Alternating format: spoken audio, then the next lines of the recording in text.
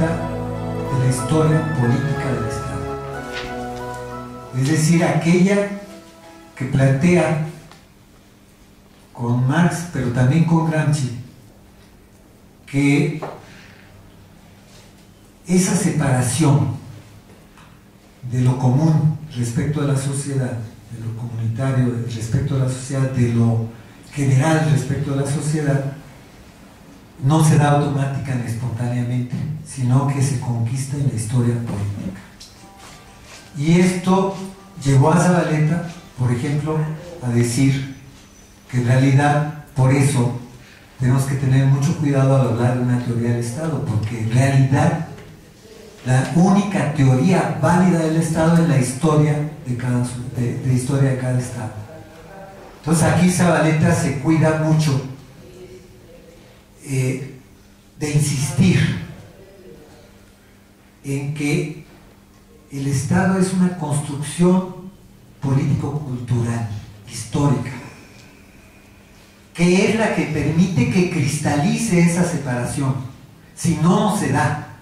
Y esto es muy importante porque corrige la visión abstracta de todo un debate en donde el Estado como fenómeno no requiere de la historia política. Desaparece la historia política en ese debate y se convierte en lógica.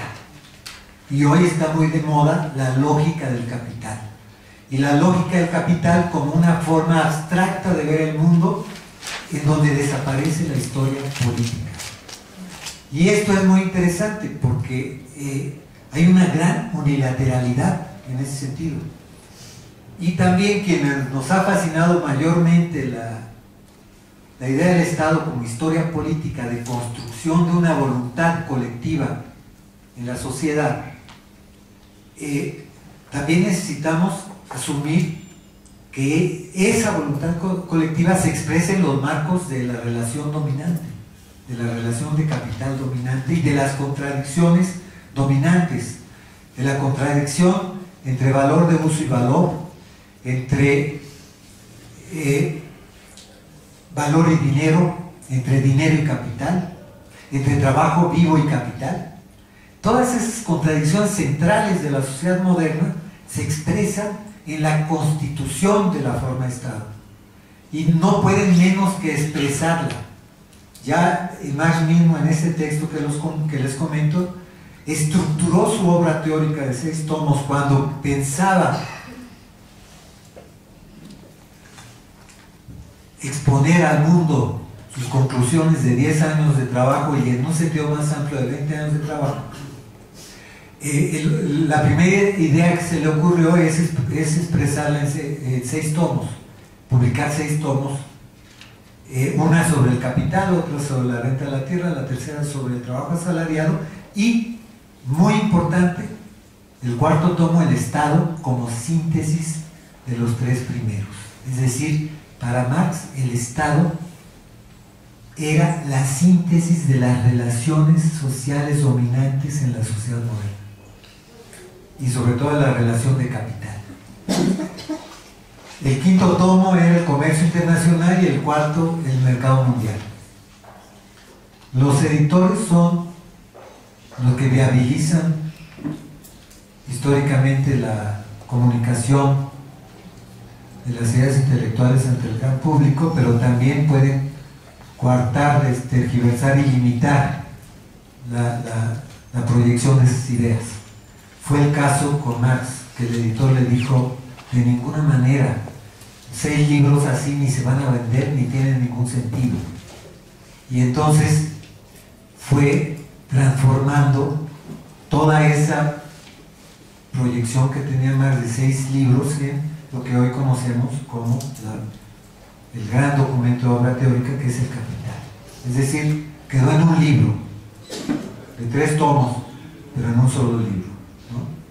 Entonces toda esa idea de los 6 libros que estaban estructurando su conclusión de tantos años de trabajo no pudo cristalizar. Bueno, y lo importante es ver al Estado en ese sentido. Pero Marx entendía entonces también al Estado como forma en los 2 aspectos: como la forma de la relación de capital una forma específica, peculiar, y como la forma que expresa el resultado de la historia política de una sociedad y del mundo en general, pero particularmente de una sociedad. Entonces, esa perspectiva que nosotros nos plantea que ha sido un error la unilateralización del debate en estos dos aspectos separados.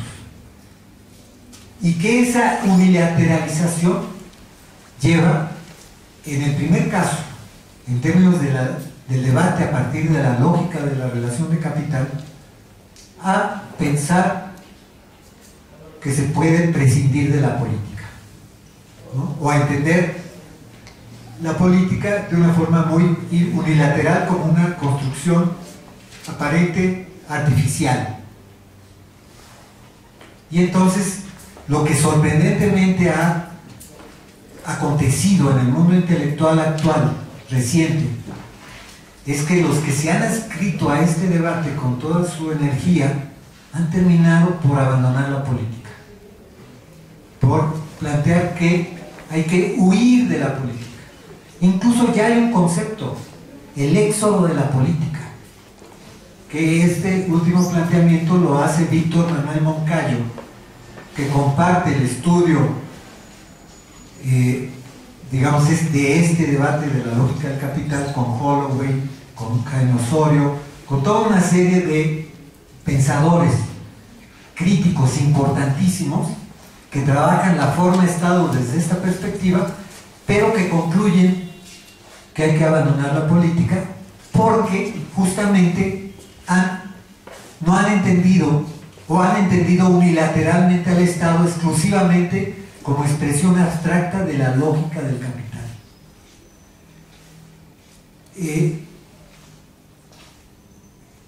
Unilateralmente también se ha desarrollado, sobre todo, incluso más fuera de la propia beta marxista, la idea del Estado como historia política que ha ignorado las relaciones de capital. Y entonces se construye como una voluntad que no tiene asidero en relaciones sociales ni en contradicciones sociales. Por eso, pero que insiste en legitimar la política. Y nosotros nos hemos percatado, y en ese sentido continuamos una labor importante de Zavaleta, que la forma Estado incluye ambos aspectos, y que al incluir ambos aspectos, el éxodo de la política resulta un absurdo. ¿Por qué resulta un absurdo?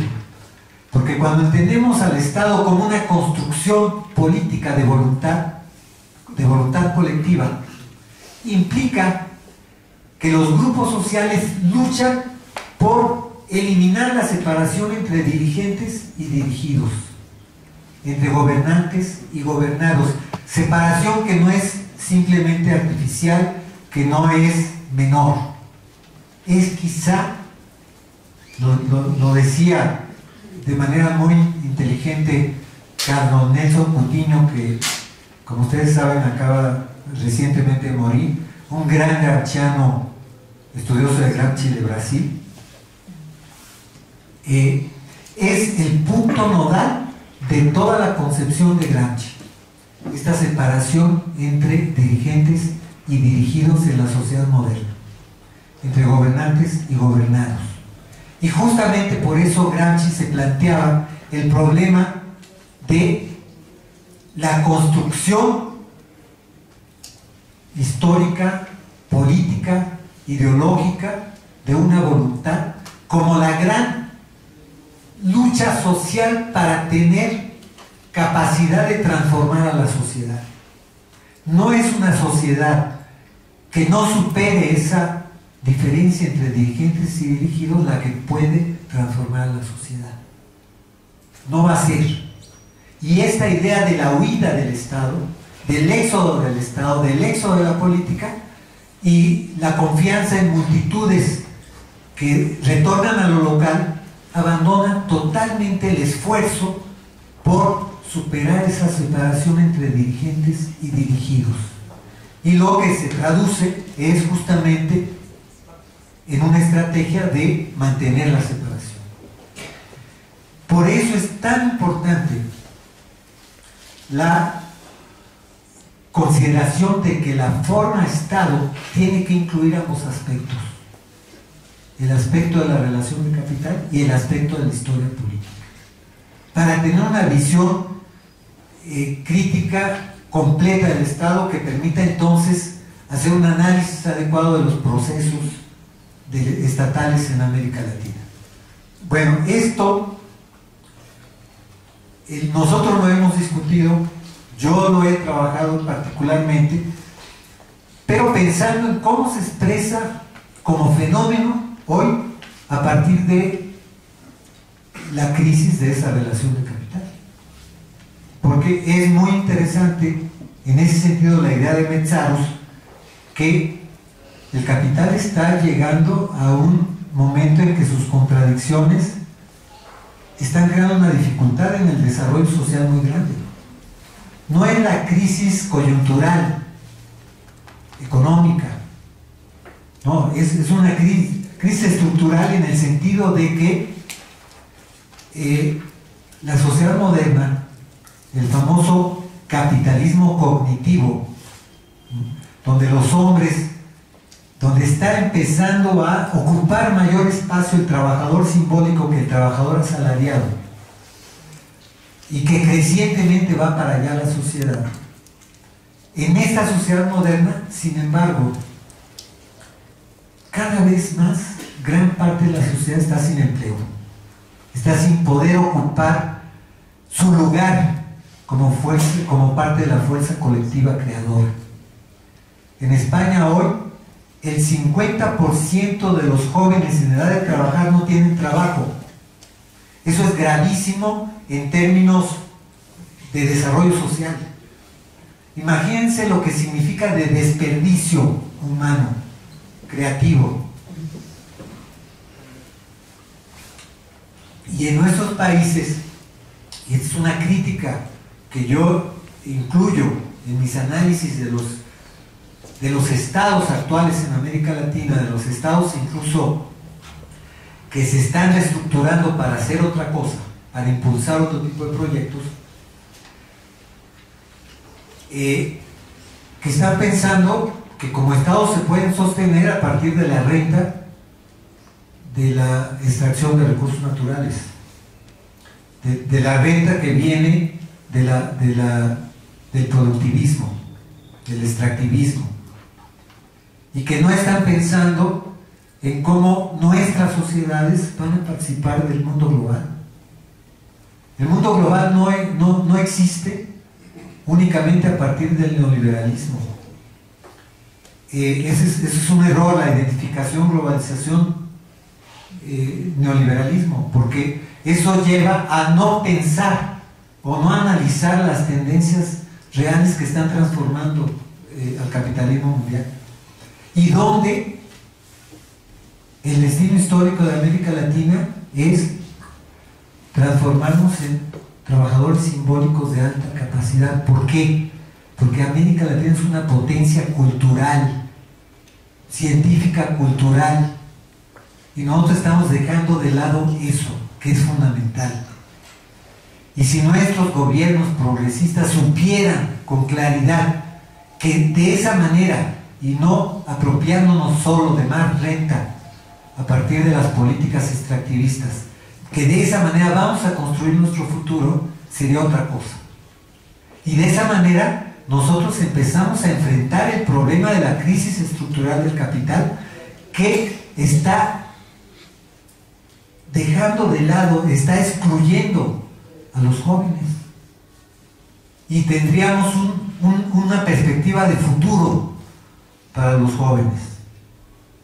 Por eso este problema del trabajador simbólico es fundamental, del trabajador inmaterial, que no necesariamente será trabajo asalariado, sino que ya el tiempo del trabajo es lo menos importante. Es decir, nos estamos acercando a un momento histórico muy importante en el desarrollo científico-técnico, en donde quizá la forma valor tradicional, el tiempo de trabajo, deje de ser lo dominante, para que empiecen a actuar otros elementos que planteen la producción de riqueza social a partir del desarrollo del trabajo simbólico. Y creo que esto, vincular este estudio con la crisis estructural del capital, con las relaciones de capital y la forma de Estado, es fundamental. Bueno, y el otro elemento más vinculado a este aspecto de la historia política, del Estado como historia política, es la cuestión de la crisis del Estado.